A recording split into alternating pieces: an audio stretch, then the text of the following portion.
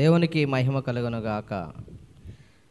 చూడండి ప్రియమైన దేవుని బిడ్డలారా, మనము దేవుని వాక్యాన్ని కొద్ది నిమిషాలు మనం నేర్చుకుందాం. దేవుని గ్రంథంలో నుండి కొన్ని మాటలు దేవుడు మనతో మాట్లాడటానికి సిద్ధంగా ఉన్నారు. బైబిల్ వాక్యము కూర్చున్న వారితోనూ అలాగే మాట్లాడుతున్నటువంటి వారితోనూ కూడా మాట్లాడుతుంది.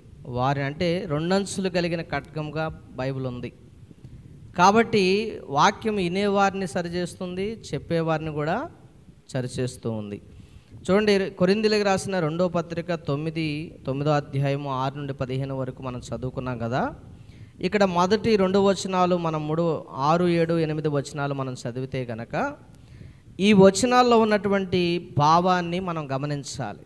ఈ వచనాల్లో ఉన్నటువంటి భావాన్ని మనము గమనించాలి. ఏంటంటే ఇక్కడ అంటున్నాడు, కొంచెముగా ఇత్తువాడు కొంచెముగా పంట కోయును, సమృద్ధిగా విత్తువాడు సమృద్ధిగా పంట కోయును అని ఈ విషయమై చెప్పవచ్చును. సనుగు కొనకయు బలవంతంగా కాకయు ప్రతి వాడును తన హృదయములో నిశ్చయించుకున్న ప్రకారము ఇవ్వలేను. దేవుడు ఉత్సాహముగా ఇచ్చువారిని ప్రేమించును, మరియు అన్నిటి యందు ఎల్లప్పుడూ మీలో మీరు సర్వ సమృద్ధి గలవారై ఉత్తమమైన ప్రతి కార్యము చేయుటకు దేవుడు మీ ఎడల సమస్త విధములైన కృపను విస్తరింపజేయగలడు అనే ఈ మాట మనకి తెలియపరుస్తూ ఉన్నారు. చూడండి, ఈ మాటల్లో ఉన్నటువంటి భావం ఏంటంటే ఇక్కడ ఒక వ్యవసాయదారుడు గురించి మాట్లాడుతూ ఉన్నాడు. అంటే వ్యవసాయదారుడు ఈ విత్తనము అలాగే ఈ పంట కోయటం అనేది ఎక్కడ మనం వింటాము అంటే ఒక వ్యవసాయదారుడి దగ్గర మాత్రమే వినగలుగుతాం. అవునండి కాదా? పొలం పని చేసేవాళ్ళు, భూమి ఉండి ఎకరాల భూములుండి వాళ్ళు వ్యవసాయం చేసేటువంటి వారి దగ్గర మనం వింటూ ఉంటాం. ఏం వింటామంటే విత్తనాలు వేయాలి. ఆ పొలాల్లో ఏం వేయాలి? పంట కోయాలంటే ఏం వేయాలి? విత్తనాలు వేయాలి. అసలు విత్తనాలు వేయటానికి ముందుగా ఆ పొలాన్ని ఏం చేయాలి? ఆ పొలానంతా కూడా శుభ్రపరిచి దాన్ని దున్ని, దుక్కు దున్ని ఏం చేయాలంట? దాంట్లో ఏం చేయాలి? విత్తనాలను వేయాలి. విత్తనం వేసిన వెంటనే ఫలాలు వస్తాయా? పంట ఎంపటినే మనం కోసుకోగలమా? విత్తనం వేసిన వెంటనే ఎప్పుడు కోయగలం ఆ పంటని అంటే దానికి కొంత సమయం ఉంటుంది. ఎంత సమయం అంటే ఒక్కొక్క పంటకు ఒక సమయం ఉంటుంది. మొక్కజొన్నకు ఒక సమయం ఉంటుంది, వరి పంటకు ఒక సమయం ఉంటుంది. ఇలాగా మనం ఏదైతే విత్తనాలు వేస్తామో ఆ పంటకు తగినట్టుగా ఆ కాలాన్ని బట్టి దానికి కాలం అనేది ఉంటుంది. అందుకని వరి పంట వేస్తే చూడండి, ఎన్ని నెలల్లో పంటకు వస్తారు? 6 నెలలు లేదా 4 నెలలు లేకపోతే 5 నెలలలో ఆ పంట మన చేతికి వస్తుందని దేవుని వాక్యం చెబుతూ ఉంది. చూడండి, అసలు విత్తనం అనేది ముందా, చెట్టు అనేది ముందా? విత్తనం మొదట పుట్టిందా, చెట్టు మొదట పుట్టిందా? అంటే చాలామంది ఏమనుకుంటారంటే కొంతమంది గుడ్డి ముందా, కోడి ముందా అని అడుగుతారు. ఏది ముందండి? ఏది ముందు పుట్టింది అంటే కోడే ముందు పుట్టింది. ఎందుకంటే దేవుడు అంటున్నాడు, ఆకాశ పక్షులను, భూమి మీద మరి తిరుగు జంతువులను, పక్షులను, వీటన్నిటిని కూడా దేవుడు నోటి మాట చేత కలగజేశాడంట. ఏం కలగజేశాడు? మరి విత్తనం ముందా, చెట్టు ముందా అంటే చెట్టే ముందు. ఎందుకు చెట్టు ముందంటే దేవుడు అంటున్నాడు, విత్తనములు ఇచ్చు చెట్టులు మొలుసునుగాక అని చెప్పాడంట. ఏమన్నాడు బైబిల్ గ్రంథంలో? ఆదికాండంలో మీరు చదివితే 1వ అధ్యాయంలో ఉంటే ఇవన్నీ కూడా ఆయన అంటాడు, విత్తనములు ఇచ్చు చెట్టులు మొలుసునుగాక అని చెప్పాడు. అంటే ఈ భూమి మీద మొట్టమొదటిగా చెట్లు, మొట్టమొదటిగా మనుషుడు, ఆ తర్వాతనే విత్తనాలు వచ్చాయన్నమాట. అందులో నుండి వచ్చినటువంటి విత్తనాలు ఈ రోజున మనం ఇంకా సాగించుకుంటూ వెళుతూ ఉన్నాం. అంటే పంట పండించిన దాంట్లో నుండి వచ్చిన విత్తనాలనే దాచిపెట్టి మరలా విత్తనాలు వేయగా పంటను మనం సమకూర్చుకుంటూ ఈ రోజున ఆహారం తినగలుగుతున్నాం. అవునండి కాదా? మరి పంట ఎగిపోతే, రైతు గనక పంట అయిపోతే, వ్యవసాయదారుడు గనక పంట ఎగిపోతే మనం మరి ఆ పంట తినగలుగుతామా? వచ్చిద్దా పంట? రాదు కదా. అందుకని ఇక్కడ అపోస్తలుడైన పౌలు గారు అంటున్నారు కదా, కొంచెముగా ఇత్తువాడు కొంచెముగా కోసుకుంటాడంట పంట. ఎంత ఎత్తేవాడు? ఒకవేళ ఒక 5 కుంటల స్థలం ఉందనుకోండి, 5 కుంటల స్థలంలో ఏదైతే విత్తాడో, ఒరే విత్తాడు అనుకోండి, అందులో ఒకవేళ గోధుమలు విత్తాడు అనుకోండి, ఒకవేళ ఏదైనా బొబ్బాస్కాయలు కాసే తోటను విత్తాడేమనుకోండి, లేకపోతే జామ తోటను విత్తాడు అనుకోండి, అది ఎదిగి పెద్ద కాయలు కాసినప్పుడు ఏమంటాడట, కొంచెముగా ఇత్తువాడు కొంచెముగా కోసుకుంటాడంట. అర్థమవుతుందా మీకు? ఒక చెట్టు వేసామనుకోండి, ఒక చెట్టుకు తగినట్టు కాయలే కాస్తాయి. 100 చెట్లు వేసామనుకోండి, 100 చెట్లు కావాల్సినటువంటి కాపును మనకి ఇస్తాయి. అందుకని దేవుడు అంటున్నాడు, కొంచెముగా విత్తువాడు కొంచెముగా పంట కోసుకుంటాడు. మరి విస్తారముగా పంట వేసేవాడు విస్తారముగా కోసుకుంటాడని దేవుని వాక్యం చెబుతా ఉంది. ఇది నిజమా కాదా? ఏమండి, ఇది నిజమా కాదా? విస్తారంగా పంట వేసేవాడు కోసుకుంటాడా లేదా? అందుకని ఇక్కడ అంటున్నాడు చూడండి, కింద రెండో మాట అంటున్నాడు, సనుగు కొనకయు. ఏం చేయకూడదంట? సనుక్కోకూడదంట, గొనగకూడదంట. ఏం కొనకూడదు? ఇక్కడ సనుగు గొనకయు అంటున్నాడు. అంటే సనుగుడు ఉండకూడదు, కొనుక్కోవటం ఉండకూడదు. బలవంతంగా కాక, ఎలా కాకుండా? బలవంతముగా కాకుండా ప్రతి వాడు తన హృదయములో నిశ్చయించుకున్న ప్రకారము ఇయ్యవలెను, దేవుడు ఉత్సాహంగా ఇచ్చువారిని ప్రేమించును అని చెబుతున్నాడు ఇక్కడ. దేవుడు ఎవరిని ప్రేమిస్తారంట? ఉత్సాహంగా ఇచ్చేవాడిని ప్రేమిస్తారంట. మరి ఉత్సాహంగా ఇవ్వాలంటే మనం కొంచెం విత్తితే ఎంత వస్తుంది? కొంచెం పంటే వస్తుంది. చూడండి, మనం 10 రూపాయలు దేవుని సన్నిధిలో విత్తాం. ఎంత విత్తాం? దేవుని సన్నిధిలో 10 రూపాయలు విత్తాం. మరి ఎంత పంట వచ్చింది మనకి? ఎంత పంట వచ్చింది? కొంచెమే పంట వచ్చింది. ఒకవేళ మనం 1000 రూపాయలు విత్తామనుకోండి, దానికి తగ్గ ఫలము మనకు వస్తుంది. అంటే ఇది ఎలా ఇవ్వాలి అంటే, నువ్వేదో బలవంతము చేత, అయ్యగారు ఏదో బలవంతంగా చెప్పారని ఇవ్వటం కాదు, లేకపోతే ఎవరో చెప్పారని బలవంతంగా ఇవ్వటం కాదు, సనుక్కుంటా ఇవ్వటం కాదు, కొనుక్కుంటా ఇవ్వటం కాదు. నీకు హృదయంలో దేవుడు పెట్టిన నిశ్చయించినటువంటి ఇష్ట ప్రకారంగా, ఇష్టపూర్వకంగా దేవునికి మనము ఇవ్వాలి. అలా ఉత్సాహంతో ప్రేమిస్తూ దేవుడికి ఎవరైతే ఇస్తారో వాళ్ళు ఏం చేయబడతారంట? ఎంత విస్తే అంత దీవించబడతారు అని చెబుతుంది దేవుని వాక్యం అండి. బైబిల్ చెబుతున్నటువంటి మాటలు నా మాటలు కాదు ఇవి. నేనైనా సరే, నేనైనా అలా ఇస్తేనే దీవించబడతా. నేనైనా అలాగ దేవునికి ఎంత ఇస్తే అంత దీవించబడతాను. అంటే ఉత్సాహంగా ఒకవేళ నేను ఇస్తే ఉత్సాహంగా దీవించబడతాను. దేవుడు సమృద్ధిగా నన్ను ప్రేమిస్తాడు.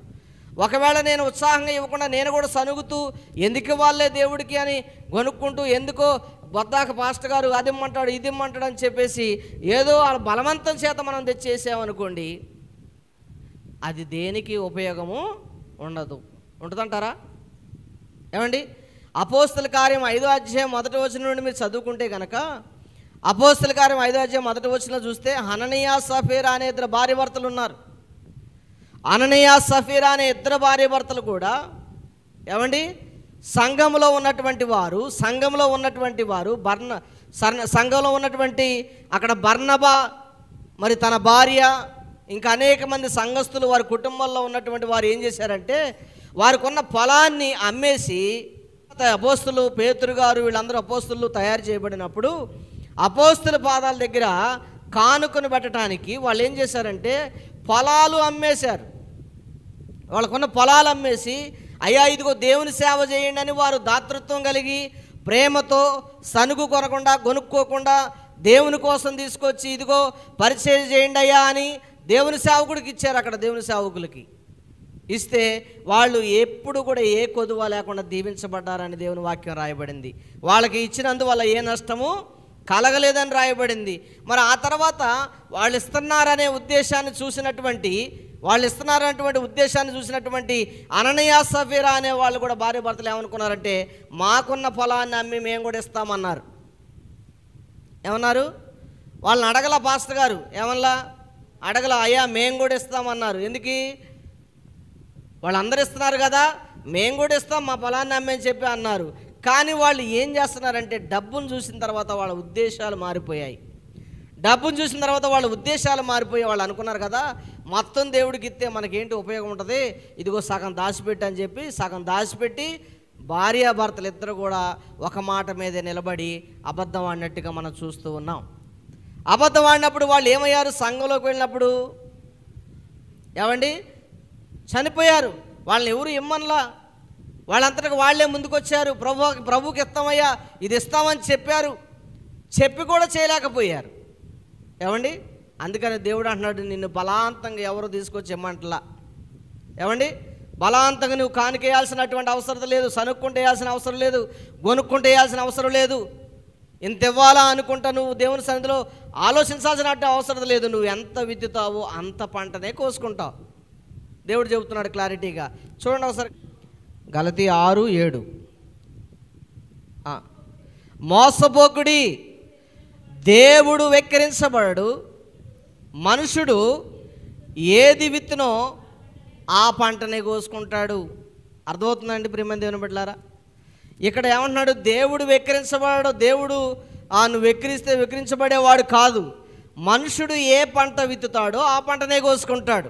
అంటే దీని అర్థం ఏంటంటే, దేవుడు అంటున్నాడు కదా, ఒకవేళ నువ్వు మంచి అనే విత్తనాన్ని విత్తావనుకోండి, మంచి అనే పంటనే కోసుకుంటావు. ఒకవేళ చెడు అనే పంటను పెట్టావనుకోండి, చెడు అనే పంటనే కోసుకుంటావు. ఒకవేళ నువ్వు పాపం అనే పంటను విత్తావనుకోండి, పాపం అనే పంటను కోసుకుంటాం. ఒకవేళ ఇతరులను తిట్టే స్వభావం కలిగిన వాడిగా ఉంటే కనుక ఆ తిట్టే పంటనే మనం కోసుకుంటాం. అందుకని దేవుడు అంటున్నాడు, మనుషుడు ఏమి విత్తుతాడో ఆ పంటనే కోసుకుంటాడంట. మనుషుడు ఏమి విత్తుతాడో ఆ పంటనే కోసుకుంటాడు. అందుకనే దేవుడు వెక్కిరించబడడం, మనం వెక్కిరించబడతాం, కానీ దేవుడు వెక్కిరించబడడం. మనం ఏది ఇత్తుతామో అదే పంటని మనం కోసుకుంటామని దేవుని వాక్యం స్పష్టంగా మనతో మాట్లాడుతూ ఉంది. అందుకని అంటున్నాడు, మీరు సనుగు కొనకుండా అది విత్తాలంటే, ఏదైనా కూడా మంచి అయినా ఏదైనా కూడా మంచిని విత్తాలంటే సనుగు కొనకుండా ఇదిగో ఉత్సాహంగా దేవుడిని మనం ప్రేమించి మంచి కార్యాలు చేసినప్పుడు దేవుడు కూడా నీ పట్ల మంచి కార్యాలు చేయడానికి ఇష్టపడతాడు. ఏమండి? దేవుని కోసం మనం ఏమి చేయం, దేవుడు మాట అంటే మనకు పడదు. ఏమండి? మన ఇష్టానుసారంగా జీవిస్తాం, మనకు నచ్చినట్టుగా బ్రతుకుతాం, మనకు నచ్చినట్టుగా ఎంజాయ్ చేస్తాం, అన్నీ చేసుకుంటాం. మళ్ళీ నాకు మంచి పంట కావాలంటే ఎలా వచ్చిందా? రోజు నోరు తెరిస్తే అబద్ధాలు, బూతులు, భయంకరమైనటువంటి మాటలు మాట్లాడుకుంటా నేను మంచి వాటిని కాయలు కోసుకోవాలంటే వస్తాయా? ఏమండి? మంచి మాటలు కోసుకోవాలంటే వస్తాయి? కుటుంబంలో పిల్లల్ని ప్రతిరోజు తిడతా ఉంటే పిల్లలు పాడైపోతారు. నువ్వు అది, నువ్వు ఇది అని మనం తిడతా ఉంటే పాడైపోతారు. అందుకనే మనం మంచి వాటిని విత్తినప్పుడు మంచి వాటిని కోసుకుంటాం. అంటే మన పిల్లలు కూడా మంచి వారుగా పెరగడానికి అవకాశం ఉంటుంది. ఎప్పుడు మన నోటి నుండి దీవెన వచనాలు ఎప్పుడు రావు.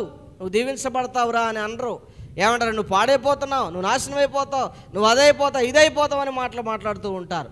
అందుకని పిల్లలు చాలామంది మనస్తాపం చెంది చనిపోయేటువంటి పిల్లలు కూడా కనబడుతూ ఉన్నారు మనకి. అందుకని దేవుని వాక్యం చెబుతుంది, నువ్వు కుటుంబంలో అయినా, బయటైనా, ఎక్కడైనా, సంఘంలో అయినా, సమాజంలో అయినా, ఎక్కడైనా కూడా నువ్వు ఏమి విత్తుతావో అదే పంటను కోసుకుంటావు. దేవుడు వెక్కిరించబడేవాడు కాదు. మనుషుడు ఏ పంట విత్తుతాడో ఆ పంటనే కోసుకుంటాడు. అది కొంచెముగా విత్తితే కొంచెముగా కోసుకుంటాడు, ఎక్కువగా విత్తితే ఎక్కువ పంటను కోసుకుంటాడు. అందుకని దేవుడు అన్నాడు ఇక్కడ, మీరు ఇచ్చేది ఏదైనా కూడా సరే, అది ధనమైనా, సమయమైనా, నీ యొక్క మనసు అయినా, ఏదైనా కూడా దేవునికి ఇచ్చే విషయంలో నువ్వు సనగకుండా, కొనకుండా, నువ్వు మనస్ఫూర్తిగా ఉత్సాహంగా ఇస్తే దేవుడు దాన్ని ఏం చేస్తాడు? దీవిస్తాడు. నువ్వు ఇచ్చేది రూపాయి అయినా కావచ్చు, ఎంతైనా అవ్వచ్చు అండి, రూపాయినా అవ్వచ్చు, కానీ అది ఎలా ఇవ్వాలంట? ఉత్సాహంతో దేవునికి ఇవ్వాలంట. అలా ఇచ్చినప్పుడు మనం ఏం చేయబడతాం? దీవించబడతాం. చూడండి ఆదికాండం 8:22 ఒకసారి చదవండి. భూమి నిలిచి ఉన్నంత వరకు వెదకాలము, కోతకాలము, శీతోష్ణకాలము, వేసవి శీతల కాలము, రాత్రింబవళ్లను ఉండక మానవని చెబుతున్నాడు. అంటే ఈ కాలములు అంటే పంట వేయటం, కోయటం అంటే ఈ కాలాలు ఉండకుండా మానవ ఎప్పుడు జరుగుతూనే ఉంటాయి. ఎప్పుడు దాకా? భూమి ఉన్నంత వరకు జరుగుతూనే ఉంటాయండి ప్రియమైన దేవుని బిడ్డలారా. ఎప్పటి వరకు అంట? భూమి ఉన్నంత వరకు, భూమి నిలిచి ఉన్నంత వరకు ఇవి జరుగుతూనే ఉంటాయి. Continue process. మనం ఏం చేయాలి? ఎండాకాలం వచ్చిందంటే ఈ పంట, వానాకాలం వచ్చిందంటే ఈ పంట, చలికాలం వచ్చిందంటే ఈ పంట, ఈ పంటలు పండించుకుంటూ తింటూనే ఉంటూ ముందుకు వెళుతూ ఉంటాం. ఏమండి? అందుకని దేవుడు అంటున్నాడు, మనుషుని జీవితంలో విత్తే పంట వేరు, మనుషుడు తినటానికి ఉపయోగించుకునే పంట వేరు. ప్రియమైన దేవుని బిడ్డలారా, ఇక్కడ 2 రకాల మీనింగ్స్ వచ్చే, అర్థాలు వచ్చే విధంగా దేవుడు ఏర్పాటు చేశాడు. చూడండి, మనుషుడు భూమి మీద మంచితో ఇచ్చినటువంటి పంట సమృద్ధిగా తింటారు. మనుషుడు ఆత్మీయంగా విత్తినటువంటి పంట ఆత్మీయమైన జీవితాన్ని కట్టుకుంటాడని దేవుని వాక్యం చెబుతూ ఉంది. అందుకనే మన జీవితాన్ని ఆత్మీయంగా కట్టుకోవడానికి మనం ఏం చేయాలంటే దేవునికి మనం ఉత్సాహంగా మంచి మాటలు మనం ఇవ్వాలి, మంచి హృదయాన్ని మనం ఇవ్వాలి. మన హృదయంలో నుండి మంచి మాటలు ఇతరులతో మనం పంచుకోవాలి, ఇతరులతో మంచి విషయాలు మనం షేర్ చేసుకోవాలి.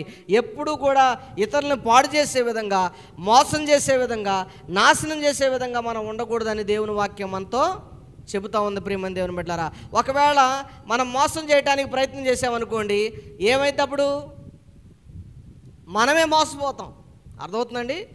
ఎవరైనా గొయ్యి తీయాలని చూశారనుకోండి, ఎదరెళ్ళే వ్యక్తి గొయ్యి తీయాలనుకున్నారనుకోండి, ఆ గోతులు ఎవరు పడతారు? తీసిన వాడే పడతాడు. ఎవరు పడతారంట? మరి తీని వాడికి ఏ సంబంధం లేదు, వెళ్ళిపోతూ ఉంటాడు. కానీ తీసినవాడే అందులో పడతారంట. ప్రియమైన దేవుని బిడ్డలారా, అందుకనే దేవుని వాక్యం చెబుతుంది, నీ గోతులు ఎన్ని తీసినా వెనకాల ఎవరైనా ఎవరు పాడు చేయాలని చూసినా, ఎవరు నాశనం చేయాలని చూసినా వాళ్ళంతకు వాళ్ళే నాశనం అయిపోతుంటారు. మనం అలాగే ఉంటాం. వాళ్ళకి అర్థం కాదు, ఎలా నాశనం అయిపోతున్నాం ఏంటి అనుకుంటారు. వాళ్ళ గోతులు వాళ్ళే తీసుకుంటున్నారంట. ఏం చేస్తున్నారు? వాళ్ళ గోతులు వాళ్ళే తీసుకుంటున్నారు. కొంచెం గొయ్యి తీసినాడు కొంచెం గోతులో పడుతున్నాడు, ఎక్కువగా తీసినాడు ఎక్కువ గోతులో పడుతున్నాడు, చివరికి నాశనం అనే గుంట తీసినాడు నాశనంలోకి వెళ్ళిపోతూ ఉన్నాడు అని దేవుని వాక్యం చెప్తా ఉంది. అందుకని మనం ఏమి విత్తుతామో అదే కోసుకుంటాం. ఏం కోసుకుంటాం? ఏది విత్తుతామో అదే కోసుకుంటాం. అంటే మన తల్లిదండ్రులు ఏదైతే మంచిని విత్తుతారో ఆ మంచిని మనం రాబోయే కాలంలో మన పిల్లలు కోసుకుంటారు. ప్రియమైన దేవుని బిడ్డలారా, ఒకవేళ నా తండ్రి ఒకవేళ చెడ్డవాడని పేరు ఉందనుకోండి, నా తండ్రికి, నన్ను ఎవరైనా సమాజంలో గౌరవిస్తారా? మా తండ్రికి ఉన్న పేరే నాకు కూడా వచ్చింది. ఎందుకంటే పలానా తాగుబోతోడు కొడుకురా అంటారా అనరండి. అదే నా తండ్రికి మంచి పేరుంటే, పలానా ఆయన మంచి పిల్లోడురా, వాళ్ళ నాన్న చాలా మంచివాడు, ఆయన కుమారుడు కాబట్టి వీడు కూడా మంచిగానే ఉంటాడు అంటారు.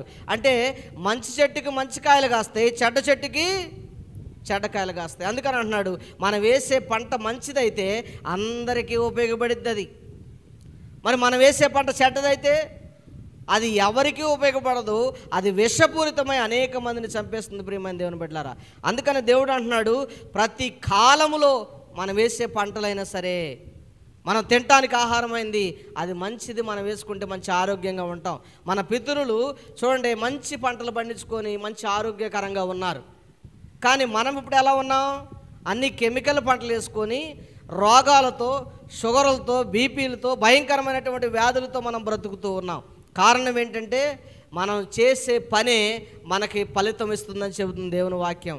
అందుకని ఏమి విత్తుతాడో మనుషుడు అదే పంటని కోసుకుంటాడని చెబుతున్నాడు. చూడండి ఒకసారి ద్వితీయోపదేశకాండం 15వ అధ్యాయము 7 నుండి మనం 14 వచనం వరకు ఒకసారి మనం చదువుదాం. నీ దేవుడైన యెహోవా నీకిచ్చుచున్న దేశంలో నీ పొరములలో ఎక్కడైనను నీ సహోదరులలో భేదవాడు ఉండిన ఎడల, భేదవాడైన నీ సహోదరుణ్ణి కరుణించకుండా నీ హృదయమును కఠినపరుచుకోకూడదు. నీ చెయ్యిని అదుము కొనక వారి కొరకు అవశ్యముగా చెయ్యి చాచి వారిని ఆదుకోవాలి. ఏం చేయాలంట? వారిని ఆదుకోవాలి. మన పురములలో, మన పట్టణంలో పేదవాళ్ళు ఉండకుండా లేరు. ఉన్నవారిని చూసి మనం ఏం చేయాలంట? మన చేతులు వారిని ఆదుకునే విధంగా ఉండాలని చెప్పి దేవుని వాక్యం చెబుతుంది. అంటే మన చేతిని దానికోసం ఎత్తగలిగినప్పుడు వాళ్ళు మంచి అనే పంటను మనం కోసుకుంటామంట. ప్రియమైన దేవుని బిడ్డలారా, మరి ఏనాడైనా మనం ఎవరైనా ఒక పేదవాడికి పిలిచి, అరే బాబు ఇగో అన్నం తినని ఒక కేజీ బియ్యం మనం ఇచ్చామండి? చూడండి, అందుకనే దేవుడు అంటున్నాడు, ఈ విషయాలన్నీ కూడా నేను దేని గురించి చెప్తున్నానంటే, వారములలో మనం నేర్చుకున్నటువంటి విషయాలన్నింటిలో కూడా నేను చెప్తున్న విషయం ఏంటంటే, నిన్ను వలె నీ పొరుగు వాడిని ప్రేమించు అనే మాట గురించే మనం ఇవన్నీ నేర్చుకుంటూ ఉన్నాం. విత్తుట కోయుట గురించి కానీ, ఏమండి అంతకుముందు నేర్చుకున్నటువంటి పాఠం ఏంటి? మనం నేర్చుకుంది దేవునికి మనం ఏం చేయాలంట, నేనేం చేయాలి దేవుని కోసం అని మనం పోయిన వారం నేర్చుకున్నాం. ఏం చేయాలి దేవుని కోసం, మనం ఏం చేయాలనే ఉద్దేశాన్ని మనం నేర్చుకున్నాం. అలాగా ఈ వారం దేవుడు మనకు చెప్తుందంటే, మనం ఏమి విత్తుతామో అదే పంటను మనము కోసుకుంటామని దేవుడు తెలియపరుస్తున్నాడు. ఒకవేళ మనం చెడ్డ మాటలు విత్తామనుకోండి, చెడ్డ వాటినే కోసుకుంటాం. అయితే నేను చూడండి, ఈ ద్వితీయోపదేశకాండం మీరు ఇంటికి వెళ్ళాక 15వ అధ్యాయం చదవండి. ఇక్కడ అన్ని దేవుడు ఏం చెబుతున్నాడో తెలుసా? అన్ని విషయాలు అంటున్నాడు. నువ్వు దేవుడు ఎలా చేయమంటున్నాడంటే, నువ్వు ఇతరులను ప్రేమించేవారిగా ఉండాలని దేవుడు చెబుతున్నాడు. ఇతరుల్ని ఆదరించేవారిగా మనం ఉండాలని చెబుతున్నాడు. అంటే అలా ఆదరించాలంటే మనం ఏం చేయాలి? సంఘంగా అలా ఆదరించాలంటే మనం ఏం చేయాలి? సంఘంలో మనందరం కూడా బాధ్యత కలిగి దేవునికి ఇవ్వగలిగినప్పుడు ఆ ధనము పేదవారికి సహాయపడుతుంది. ఆ ధనం ఎవరు సహాయపడుతుందంట? పేదవారికి. అందుకని దేవుడు అంటాడు, మందిరంలో ఆహారం ఉండినట్లుగా. ఎక్కడ ఆహారం ఉండాలంట? మందిరంలో ఆహారం ఉండినట్లుగా మీ చేతులు మీరు గుప్పెలు విప్పి దేవుని సన్నిధికి తీసుకొచ్చినప్పుడు ఏమైందంటే, ఆ ఆహారాన్ని మనం ఏం చేయగలుగుతామంటే పేదవారికి పెట్టడానికి అవకాశం అనేది ఉంటుంది. ప్రియమైన దేవుని బిడ్డలారా, అందుకని ఇక్కడ అంటున్నాడు, ఈ మాటలు మనం చదువుతూ ఉంటే చాలా ఆశ్చర్యమైనటువంటి విషయాలు మనం నేర్చుకుంటూ ఉన్నాం. చూడండి, ఒక ప్రాంతంలో గుప్పెడు బియ్యం తీసి వాళ్ళు మరి సంచలనం సృష్టించారు. మిజోరాం అనే రాష్ట్రం వాళ్ళు గుప్పెడు బియ్యం తీసి, వాళ్ళకున్న దాంట్లోనే గుప్పెడు బియ్యం తీసి వాళ్ళు సంచలనం సృష్టించారు దేవుని కోసం. అలాంటిది మరి మనకున్న దాంట్లోనే మనం చేసే వాటిలోనే మనం కొంత పేదవారికి మనం హెల్ప్ చేయటం వల్ల మనం కూడా గొప్ప కార్యాలు మనం చేయగలుగుతామని దేవుని వాక్యం చెబుతూ ఉంది. అందుకనే మనం ఇక్కడ అంటాడు కదా, మనం ఏమి విత్తుతామో అదే మనం పంట కోసుకుంటాం. మనుషుడు ఏ పంట విత్తుతాడో ఆ పంటనే కోసుకుంటాడు. చూడండి, ఇక్కడ వియుత్నా అనే ఒక ప్రాంతంలో, మారుమూలటువంటి గ్రామంలో, ఏమండి ఏ ప్రాంతం అంతది? వియుత్నా అనే ఒక ప్రాంతంలో, మారుమూల గ్రామంగా ఉన్నటువంటి ఆ ప్రాంతంలో చూడండి, అక్కడ ఉన్నటువంటి ప్రజలు ఎలా బ్రతుకుతున్నారంటే, కట్టెలు తెచ్చుకొని వాటిని అమ్ముకొని బ్రతుకుతున్నారు. కట్టెలు తెచ్చుకొని వారి జీవనాన్ని కొనసాగిస్తూ ఉన్నారు. అలాంటటువంటి వాళ్ళు పొలం పని చేసుకోవాలంటే ఒక కాలువ మధ్యలో ప్రవహిస్తుంది, పెద్ద కాలువ. దాన్ని దాటి ఒక 20-30 కిలోమీటర్ల అవతలకు పోయి వాళ్ళు ఆ కట్టెలు తెచ్చుకోవాలి. ఒక రోజు మొత్తం మీద కష్టపడితే వాళ్ళు 30 టన్నులు అంటే 30 టన్నుల పొలాల వరకు మోసుకు రాగలుగుతారంట. అంటే అంతవరకు వాళ్ళు తేగలుగుతున్నారు ఒక రోజులో. అలా తెచ్చినప్పుడు ఏమవుతుందంటే, వాళ్ళకి సమయం సరిపోవట్లేదు, ఇంటికాడ పిల్లలను చూసుకోవడానికి అవకాశం లేదు, సరైన ఆహారం ఉండేది కాదు, సరైనటువంటి పోషణ వారికి దొరకట్లేదు, అన్నీ కష్టతరమైనటువంటి పరిస్థితుల్లో ఉన్నాయి. అలాంటటువంటి పరిస్థితుల్లో వాళ్ళు సంఘానికి వెళుతున్నటువంటి సమయంలో దేవుని సంఘంలోకి వెళ్ళినప్పుడు దేవుడు ఈ మాటల ద్వారా వాళ్ళని ఆదరించాడు. ఏ మాటలంటే ఆ మాటలు, మీరు కొంచెముగా ఇత్తండి, కొంచెంగా పంట కోస్తారు, విస్తారంగా ఎత్తండి, విస్తారమైన పంట కోస్తారని ఆ మాటలు వాళ్ళు విన్నారు. సనుగుకొండగా కొనకుండా మీరు ఇవ్వండి, ఉత్సాహంతో దేవునికి ఇవ్వండి, మీరు మేలు పొందుకుంటారంటే ఆ మాటలు విని వాళ్ళు ఏం చేశారంటే, వాళ్ళు దేవునికి ఇవ్వటం మొదలుపెట్టారు. ప్రియమైన దేవుని బిడ్డలారా, దేవునికి ఇవ్వడం మొదలు పెడితే ఆ సేవకుడు, అక్కడ ఉన్నటువంటి సంఘం ఆలోచన చేసి, ఆ ప్రాంతం అంతా వారు కూడా అందరూ ఆలోచన చేసి వాళ్ళు ఏం చేశారంటే, ఒక వంతెన నిర్మించడానికి ప్రారంభించారు. ఏంటది? ఒక వంతెన నిర్మించడానికి ప్రారంభించారు. ఆ కాలువ మీద, ఆ యొక్క గట్టు మీద నుండి ఈ గట్టు మీదకు ఒక వంతెనను ఏర్పాటు చేయడానికి ప్రారంభించారు. వాళ్ళు వంతెన చేసేటప్పుడు ఒక ఇంజనీర్ లేడు, ఒక ప్లాన్ చెప్పేవాళ్ళు లేడు, ఎవరు లేరు. వాళ్ళే వారి తెలివితేటలతో వారు దాన్ని స్టార్ట్ చేసి ఒక వంతెన తయారు చేశారు. అప్పుడు ఏమైందంటే, అదే వాళ్ళు ఏంటంట, సస్పెన్షన్ బ్రిడ్జ్ అని పెట్టారు. దాని పేరు సస్పెన్షన్ బ్రిడ్జ్. అంటే ఆ బ్రిడ్జ్ మీద అవతలకి వెళ్ళటానికి ఒక అరగంటలో వెళ్ళిపోయేటట్టుగా వాళ్ళు తయారు చేశారు. పొలాలకి ఎన్ని కిలోమీటర్లు తిరిగి వెళ్ళాలి? 20-30 కిలోమీటర్లు తిరిగి వెళ్ళాలి. ఒక రోజంతా పట్టేది, పిల్లల్ని చూసుకోవడానికి ఉండేది కాదు. అలాంటిది ఒక అరగంటలో వెళ్ళొచ్చే విధంగా ఒక వంతెన వాళ్ళు తయారు చేశారు. దేంతో? సనుక్కోకుండా కొనుక్కోకుండా ఇచ్చినటువంటి ధనంతో వాళ్ళు ఒక వంతెనను తయారు చేశారు. ఆ వంతెన మీద నుండి పొలాలకు వెళ్ళటం, వారు పంట పండించుకోవటం, కట్టెలు తెచ్చుకోవటం, ఇవన్నీ సులువుతరమైనవి. ఇప్పుడు ఎన్నో మరి బండ్ల మీద కూడా వెళ్ళి తెచ్చుకోవడానికి అవకాశం ఏర్పడింది. వాళ్ళు గొప్పగా పనిచేయటం మొదలుపెట్టారు. 3 పూట్ల తినటం ప్రారంభించారు. వాళ్ళ ధనం ఇంక్రీజ్ అయింది. వాళ్ళు ఇత్తినటువంటి విత్తనము ఫలించింది. ప్రియమైన దేవుని బిడ్డలారా, అప్పుడు ప్రభుత్వం చూసొచ్చింది. ప్రభుత్వం దిగొచ్చి ఈ బ్రిడ్జ్ ఎలా కట్టారని చెప్పేసి ఆలోచన చేస్తే వాళ్ళు అనుకున్నారు, అసలు ఇంత పటిష్టంగా ఎట్టకట్టగలిగారు, ఇంత గొప్పగా ఎట్టకట్టగలిగారు, మీ జ్ఞానం ఎక్కడిది అని అడిగినప్పుడు వాళ్ళు అన్నారు, దేవుడే మాకు ఈ జ్ఞానాన్ని ఇచ్చాడని చెప్పారు. ఆ జ్ఞానం చూసి వాళ్ళు ఆశ్చర్యపోయి వాళ్ళు ఏం చేశారంటే, మిగతా బ్రిడ్జిలు వాళ్ళు ప్రభుత్వం ద్వారా కట్టించారు. ప్రియమైన దేవుని బిడ్డలారా, అలాగనే ఆ బ్రిడ్జిని నమూనా తీసుకొని వేరే ప్రాంతాల్లో కూడా బ్రిడ్జిలు కట్టడం ప్రారంభించారు. ఆ తర్వాత మరి ఆ ప్రాంతంలో ఇల్లు లేని వారికి ఇల్లు కట్టించారు, బాత్రూమ్ లేని వారికి బాత్రూమ్లు కట్టించారు. అన్ని విధాలుగా సౌకర్యాలు దేవుడు అక్కడ ఏర్పాటు చేశాడు. ఏం చేశారు వాళ్ళు? దేవుడికి ఉత్సాహంగా ప్రేమతో ఇచ్చారు. అందుకని వాళ్ళ పరిస్థితులన్నీ కూడా దేవుడు ఏం చేశాడు? మార్చేశాడు. ప్రియమైన దేవుని బిడ్డలారా, మరి మన జీవితాలు దేవుడు మారవడా? ఏమండి, మనం కూడా ఉత్సాహంగా దేవునికి ఇవ్వగలిగితే, ఉత్సాహంగా దేవునికి పని చేయగలిగితే, మనం ఏమి విత్తుతామో ఆ పంటనే మనం కోసుకుంటాం. ఒకవేళ మన దురుద్దేశంతో దేవునికి ఇస్తే దురుద్దేశం అనే పంట కోసుకుంటాం. పాపముతో దేవుని సందులో ఇస్తే పాపం అనే పంట కోసుకుంటాం. మంచితనంతో మనం దేవుడికి ఇస్తే దేవుడి దగ్గర మంచితనం అనే పంటను మనము కోసుకుంటామని దేవుని వాక్యం మనకు సెలవిస్తూ ఉంది. చూడండి, ఒక్క మాట మనం చదువుకుందాం. పేతురు రాసిన మొదటి పత్రిక 4వ అధ్యాయం 9వ వచనాన్ని ఒకసారి చదువుదాం. ప్రియమైన దేవుని బిడ్డలారా, సనుగు కొనకుండా ఒకనికి ఒకడు ఆతిథ్యం చేయండి. ఏం చేయాలంట? ఏం చేయాలి? ఆతిథ్యం చేయాలంట, ఒకరినొకడు సనుక్కోకుండా. కొంతమంది ఇంటికి వెళ్తే ఏమని కూడా తెలుసా, ఇప్పుడే వచ్చిండు రాయుడు, మాసం కూర వండుకున్న టైంలో వచ్చాడని కొనుక్కుంటూ ఉంటారు. అనుకుంటారా లేదా? చుట్టాలు వచ్చారనుకోండి, గబుక్కున ఇప్పుడే చేపల కూరను అనవసరంగా ఈడొచ్చి కూర్చున్నాడు ఏంటి అనుకుంటారు. అనుకోరా? ఏమండి, తిను తిను తిను బాగా తినయ్యా అని పెడతారు. పెట్టడానికి తిన్న తర్వాత లోపల అంటారు, మొత్తం తినేసిండు దున్నపోతులాగా అని అంటారు. ఏమండి, లోపల మనసులో ఉంటుందా లేదా బాధ? అంటే ఇక్కడ దేవుడు అంటున్నాడు కదా, మీరు హృదయాల్లో అనుకుంటుంది దేవుడు తెలుసు అంట. ఎవరో తెలుసు? బయటికి మట్టికి ఏమంటున్నారు? అయ్యగారు తినండి అయ్యా, తినండి, కొంచెం తినండి, ఇంకో 2 చేపలు వేసామా, ఇంకో ముక్క వేసామా, తినండి అయ్యా. ఆతిథ్యం చేయటానికి వేయటానికి వేస్తారు బాగానే, కానీ మనసులో ఉంటుందంట. ఏమన్నా ఉంటుంది? ప్రేమతో పెడుతున్నారో మరి వాళ్ళు చంపాలని పెడుతున్నారో తెలియదు. ఏమండి, చుట్టాల్లోనే కానీ బంధువుల్లో కానీ ఎక్కడైనా చూడండి, మనసు సంతోషంగా ఉత్సాహంగా ప్రేమతో పెట్టే వారింటికి వెళ్ళబుద్ధి అయింది. అదే కొనుక్కుంటూ పెట్టే వాళ్ళ ఇంటికి వెళ్ళబుద్ధి అవుద్దా? ఏమండి, ఆతిథ్యం చేయని వారింటికి వెళ్ళబుద్ధి అవుద్దా?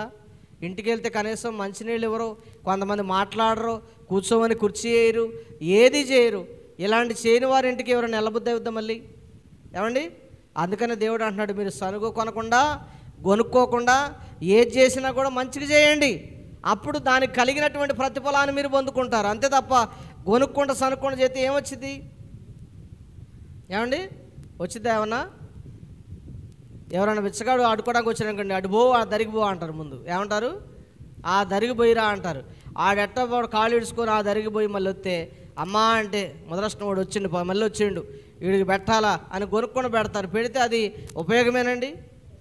ఏమండి, పేదోడుకు చేసే కొద్దిగా ధర్మం, నువ్వు చేసే 4 మెతుకులు లేకపోతే కొద్దిగా బియ్యం మనం పెట్టడం వల్ల, అది కొనుక్కుంటే ఇవ్వడం వల్ల వాళ్ళకి సంతోషమేనా?